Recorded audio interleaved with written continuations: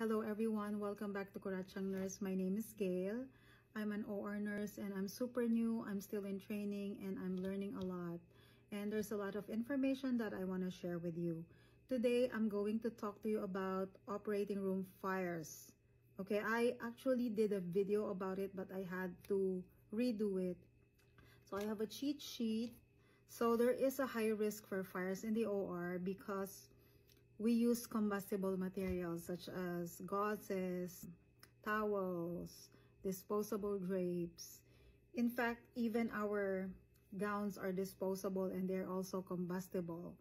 We also use combustible gases such as nitrous oxide and oxygen. So we also use ignition sources such as cautery devices, fiber optics, lasers, drills, mga lagare. Yung mga yan ay may mga power na pwedeng maging source ng mga sunog or fire. So, during timeout, so yung timeout, I will discuss that in a separate video. But during timeout, we announce the fire risk score for that particular case.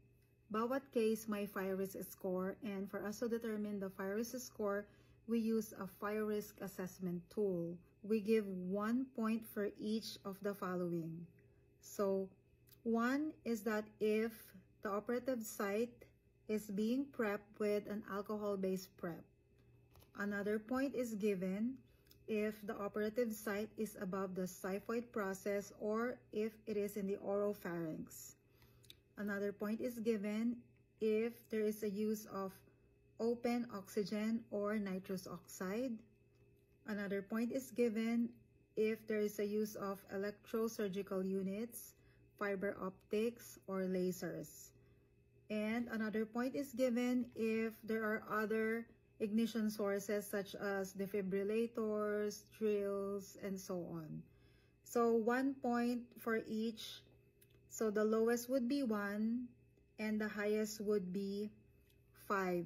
And it's barely 0 because they always have to use oxygen for the patient.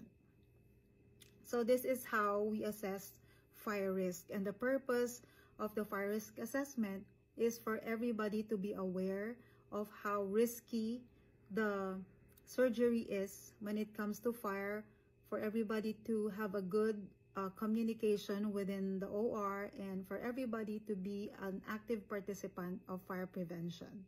So that's all, and thank you so much for watching.